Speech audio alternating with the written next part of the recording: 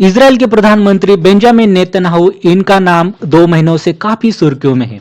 जब से ये युद्ध शुरू हुआ है इजराइल और हमास के बीच में, तब ये व्यक्तिमत्व काफी एक सेंटर पॉइंट पे रह चुका है। लेकिन दोस्तों, अब ये जो प्रधानमंत्री बेंजामिन नेतन्याहू, इनकी तकलीफें अब बढ़ने वाली है। क्योंकि दोस्तों, जो इजरायली कोर्ट है, इन्होंने अब आदेश दिया है कि ये जो प्रधानमंत्री है, इनके ऊपर जो भ्रष्टाचार रिलेटेड जो मामले हैं, उनके फिर से सुनवाई की जाए। दोस्तों, ये जो फैसला है सुप्रीम वहाँ के जो कोर्ट का, इस वजह से जो प्रधानमंत्री नेतन्याहू, इनको काफी ज्यादा धक्का माना जा रहा है। दोस्तों, दरअसल आप सोच रहे होंगे कि ऐसी कौन सी केसेस है जिस वजह से जब युद्ध के दरमियान एक कोर्ट बेंजामिन नेतन्याहू के पीछे लगी है। दरअसल दोस्तों, पहली केस है जिसका नाम है केस 1000।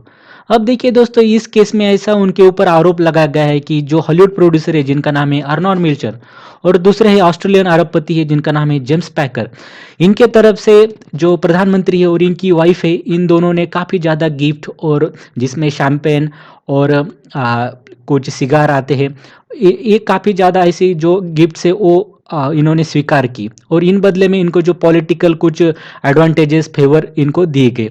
ऐसा एक इनको ऊपर आरोप है। लेकिन दोस्तों, ये केस एक माइल्ड है, क्योंकि देखिए काफ़ी ज़्यादा प्रधानमंत्री वगैरह ऐसे गिफ्ट वगैरह लेते हैं। लेकिन रियल केस है वो है केस 4000। अब देखिए, इस केस में क्या है कि जो नेतन्याहू है, इन्होंने क्या किया है कि जो बेजेक टेलीकम्युनिकेशन नाम की एक कंपनी है वहाँ पे।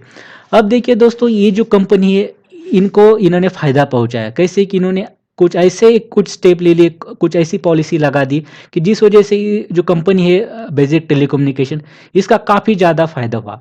तो बदले में देखिए कंपनी ने क्या किया कि जो नेतन्याहू है, इनको एक पॉजिटिव मीडिया कवरेज दे दिया, उनको काफ़ी ज़्यादा प्रमोट किया, और इस वजह से इनको जो पॉलिटिकल कैंपेन वगैरह में काफ़ी ज़्यादा फ़ायदा हुआ। और देखिए दोस्तों, ये केस काफ़ी सीरियस वहाँ की कोर्ट ले रही है, और इसकी वजह से अब जो ट्रायल लगी है, इस केस पे ही ज़्यादातर केंद्रित है। और भी देखिए दोस्तों, इनके ऊपर केस है, वो केस है केस 3000। अब देखिए इसमें क्या है कि देखिए, ये जो इजराइल है, इन्होंने जर्मन सबमरीन ली थी। अब इसमें कुछ धांधलेबाजी हुई थी, ऐसा कुछ वहाँ के आरोप है, और इसमें जो नेतन्याहू, इनका ही नाम आ रहा है। देखिए दोस्तों, जो नेतन्याहू वो जो इजराइल है, उसके सबसे ज़्यादा कार्यकाल रहे वाले प्रधानमंत्री है, और देखिए इनके ऊपर अभी आरोप हो रही है।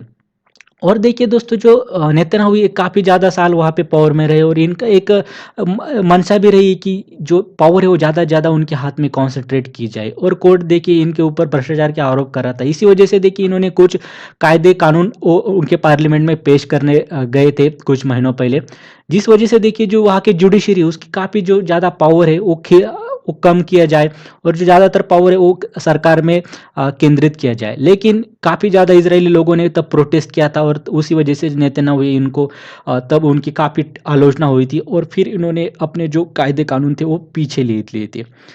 अब दोस्तों, रियल बात आती है कि इसका असर क्या होगा। बात ऐसी है कि जो इजराइल है, इसके लिए एक कतई अच्छी एक न्यूज़ नहीं है, क्योंकि देखिए ये अभी युद्ध कर रहा है, और युद्ध के दरमियान अगर ऐसी कुछ बात आती है, तो कहीं ना कहीं जो मनोबल होता है आम जनता का, या उनके जो फोर्सेस होता है उनका, कहीं ना कहीं कम हो सकता है। और जो नेतन्याहू, इनकी भी जो पावर है वो दो भागों में एक बढ़ जाएगी। एक तो उनको वॉर पे भी लड़ना है, और दूसरी तो अपनी खुद की इमेज और जो इंक्वायरी कमेटीज है उनको भी सामने जाना है। तो ये सारी वजह से देखिए उनका जो ज़्यादातर जो एक हम कह सकते हैं कि एनर्जी, वो यहाँ पे एक वेस्ट हो सकती है।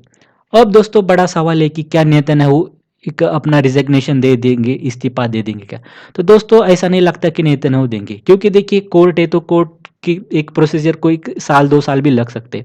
दूसरी बात है कि युद्ध के दरमियान अगर नेतन्याहू जैसा जो एक्सपीरियंस लीडर है, अगर वो रिजाइन करते, तो इसराइल के फेवर में नहीं रहेगा।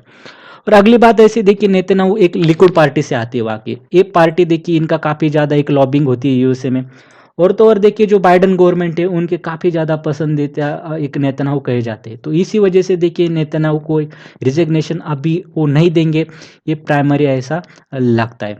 लेकिन दोस्तों, आने वाले समय में जब भी वॉर खत्म होगा, तब कहीं ना कहीं जो नेतन्याहू, इनकी इमेज को काफ़ी ज़्यादा एक धक्का पहुंचा होगा इस वजह से। और दूसरी बात ऐसी कि जो नेतन्याहू है, इनको इसी जो डेवलपमेंट हो रही है इस वजह से देखिए वहाँ पे फिर से इलेक्शन भी हो सकते हैं, काफ़ी ज़्यादा इलेक्शन भी यहाँ पे बार-बार होते हैं वहाँ पे, क्योंकि उनके जो कॉन्स्टिट्यूशन है उसमें ऐसा लिखा है कि मतलब काफ़ी ज़्यादा कॉम्प्लेक्स वहाँ पे एक प्रोसेस है गवर्नमेंट इस्टेब्लिश करने की, कोई सर पार्टी बहुमत के नज़दीक नहीं पहुँचती जल्दी, तो इस वजह से ये चीज़ें होती है। तो दोस्तों इस वजह से देखिए नेताओं को तो वैयक्तिक इस वजह से काफ़ी ज़्यादा एक चोट पहुँचेंगी इस सारे केसेस की वजह से। आपकी क्या राय इस बारे में, तो आप कमेंट सेक्शन में ज़रूर बताइए। बहुत-बहुत धन्यवाद।